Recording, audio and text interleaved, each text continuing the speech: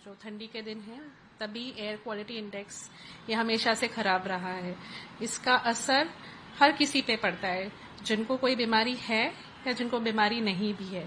जो स्वस्थ लोग हैं उनको जनरली ये वायरल इन्फेक्शन की तरह उन पे असर करता है, जैसे गले में खराश होना, उसकी वजह से बार बार खांसी होना, बार बार सर्दी होना, आंखों से पानी आना।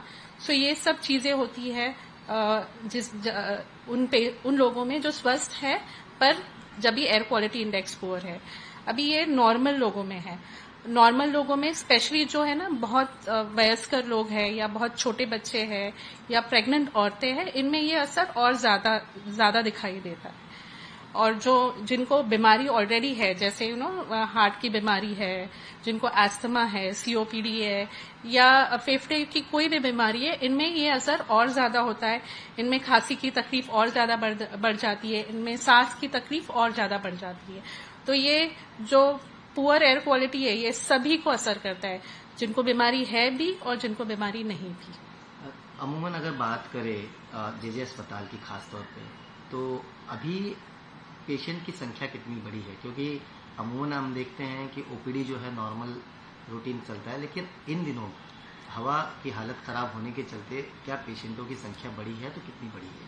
या डेफिनेटली हम देख रहे हैं कि हमारे जो पेशेंट्स है, स्पेशली सीओपीडी, एस्थमा और आईएलडी के पेशेंट्स, ये हमारे पास इसी दौरान बहुत ज्यादा दमा और खांसी से आते हैं, इतना कि हमको उनको एडमिट करना पड़ता है। तो डेफिनेटली हमारी जो ओपीडी की संख्या है और जो हमारे इंडोर पेशेंट्स हैं उनकी संख्या डेफिनेटली बढ़ गई है।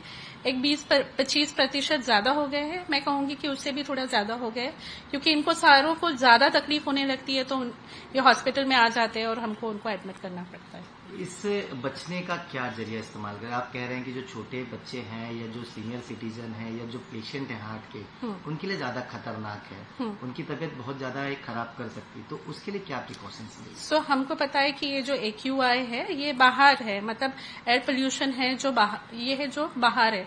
तो बेटर होगा जो स्पेशली जो बीमार है, स्पेशली जिनको एस्थमा, सीओपीडी है या आईएलडी है, वो थोड़ा इंडोर्स रहे। मतलब हम लोग बोलते हैं कि घर के अंदर ही रहे। हम देखें कि है ना, मोस्टली जो खिड़कियां है वो हम बंद रखे, और अगर हमको खिड़कियां खोलनी भी हो तो दोपहर के समय खोले, जब भी टेम्परेचर थोड़ा ज्यादा होता है और एयर पोल्यूशन थोड़ा कम होता है।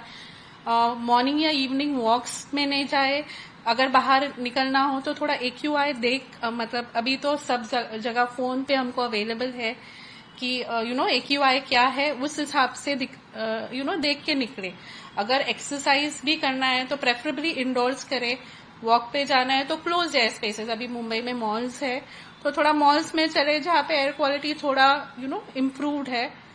घर पे अभी बाहर का तो एयर पोल्यूशन का लेवल हाई है, लेकिन हम देखें कि घर पे भी हम थोड़ा एयर क्वालिटी इम्प्रूव रखे। अभी जैसी चीजें, जैसे अगरबत्ती है या कोई घर पे सिगरेट स्मोक कर रहा हो तो वो थोड़ा अवॉइड करे। जैसा हम घर पे भी ऐसी चीजें ना करें जिससे धूल ज्यादा हो, ताकि एटलीस्ट हमको घर पे थोड़ी अच्छी हवा मिले। अगर बाहर जाना ही है, मतलब चलो अभी बीमार है फिर भी बाहर जाना है, तो एक मास्क पहन के निकले।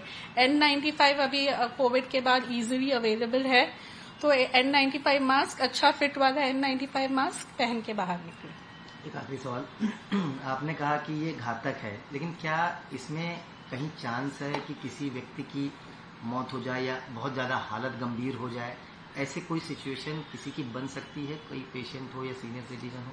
या अगर पेशेंट हमारे पास सही समय पे नहीं आया, सपोज पेशेंट है जो सीओपीडी का है, एस्थमा का है, या पेशेंट जिसको पहले से ही हार्ट कंडीशन है, अगर वो उसको तकलीफ होने लगी और अगर वो सही समय पर अगर उसने हॉस्पिटल में इलाज नहीं लिया या सही समय पर उसने डॉक्टर के पास नहीं आया, तो ये सब घातक साबित हो सकता है। Thank you.